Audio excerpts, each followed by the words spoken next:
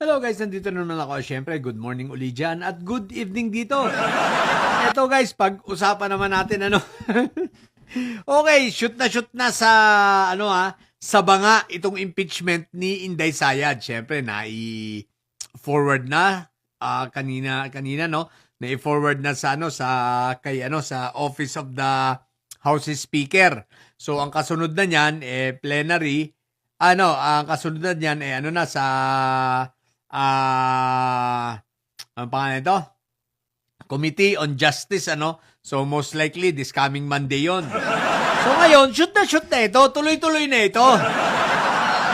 Pero ang exciting part, guys, 16. Sa bagay, nung last pa naman, di ba? 16 lawyers na yung naghahanda rito para kay Inday Sayad, at mga dekalibring mga lawyer talaga. Mamahalin! Daming pambayad nila Sayad, no? Tapos sabi, mahirap lang. Tapos ang lawyer mo, 16. Mga narbasa pa. Pinakamahal na lawyer sa Pilipinas. Astig. Pero, ganun pa man, exciting ito. Dito natin makikita kung gaano kagaling ang mga lawyer ni Inday Sayad, lalo na pag ito ay dumating sa Senado.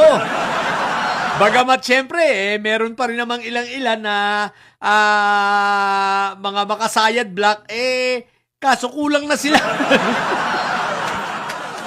Kulang yung kanilang numero para, para hindi ma-impeach si Inday Sayad. Pero, to be fair, kulang pa rin naman ang numero ng ang tawag dito, ng majority, ng mayorya para sa makapag-convict naman kay Sayad pag nasa Senado na, no? Pero guys, ito ang usapin dito, no? Siyempre, although ito ay isang political practice, no? In the first place, politika naman talaga ito. Itong impeachment, no?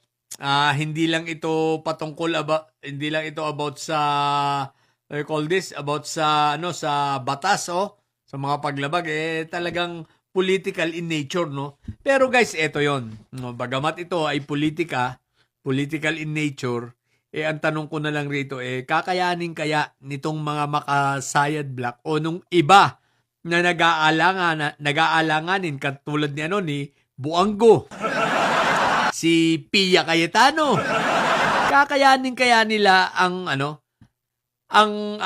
public pressure kapag nakita na nila ang galit ng taong bayan at nahayag na ang mga ebidensya sa publiko at nahayag during impeachment.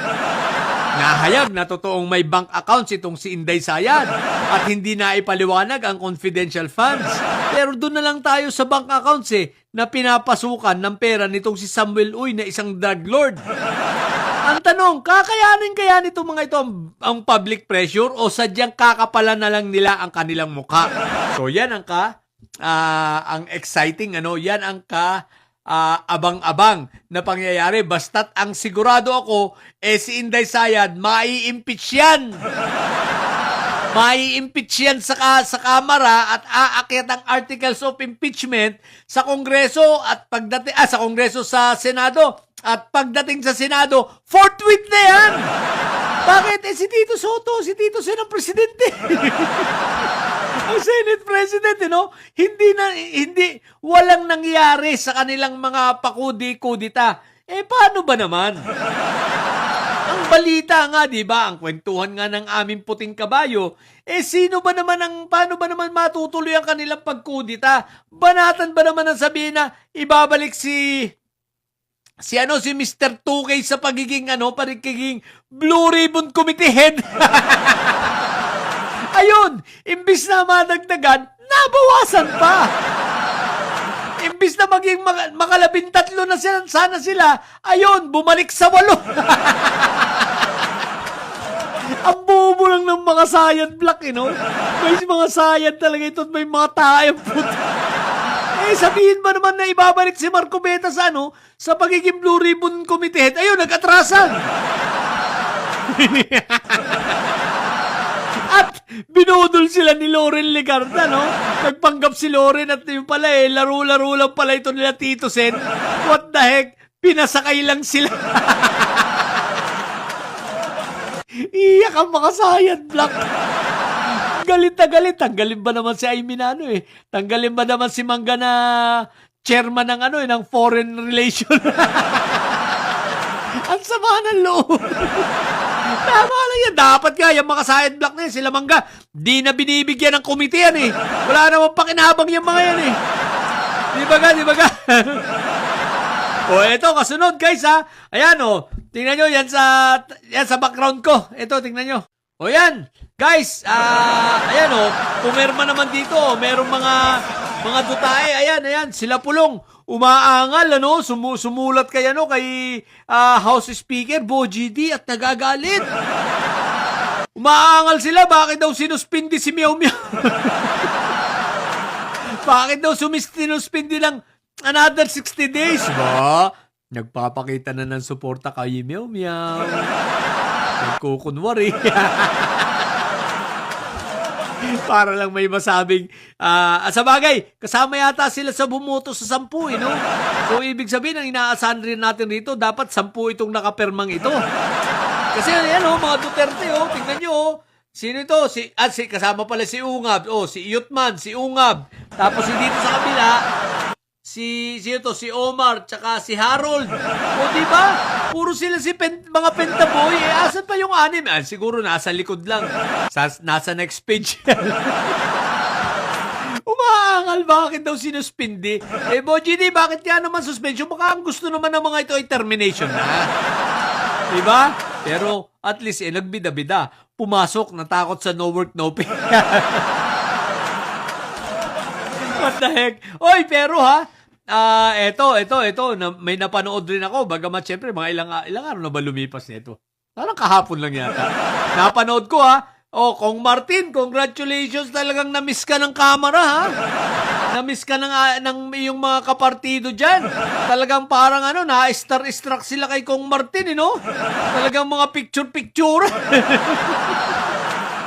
Hindi, to be fair with maganda naman yung palakad ni Kong Martin na pagkaisa naman niya talaga lahat dyan sa Kongreso, kahit yung mga opposition, yung minority, majority, kumbaga napagkaisa nila. At sa 19th Congress, talaga namang ang ganda ng mga nagawa. At katulad ng Quadcom, di ba? Kumbaga, kanya-kanyang legacy yan Itong 20th Congress, ang magiging legacy nito ay ang impeachment. Although, nung 19th Congress, di ba, pumasok rin ng impeachment, kaya lang, yun nga, dininay ng korte, kumbaga, sinabing illegal, di ba? Pero yung mga Quadcom, doon naglabasan. Kaya ang galing ng 19th Congress. Pero itong 20th Congress, papalakpakan rin natin ito dahil sa impeachment ni Sayad, So, yun, nakita ko lang yung video, talaga mga nagpa-picture kay Kong Martin, Talagang parang artista. Congratulations, Welcome back uli, Kong Martin. Kaya sinasabi kong shoot na si Sayad. At dito, isipin mo, 106 votes lang ang kailangan para ma-impeach sa plenaryo, At si Sayad, tandaan ninyo. Ang lakas ni lakas pala, hindi laban. Ang lakas na partido ni Kong Martin ay merong miyembro na 111. Sa lakas pa lang yon. Wala pa yung NUCP, Lakas pa lang ang sinasabi ko, 111 na. So, sufisyente na yon para iakyat ang from the plenary votes, iakyat ang articles of impeachment sa Senado. Sufficient na yung sa lakas pa lang na boto. Kasi 111 yun O di ba 106 lang ang kailangan. Kaya yun. Kasi Inday Sayad, shoot na yan. Sure ball na yan. Sure na yan. Magsiiyak na lang kayo, mga didilis. Okay! So, yun lang sa mga bobo didilis yan at may sayad, Ang tatay nyo ay karton. Kaya manatili kayo mga bobo at may sayad sapagkat ang may sayad ay laging high blood. Bye!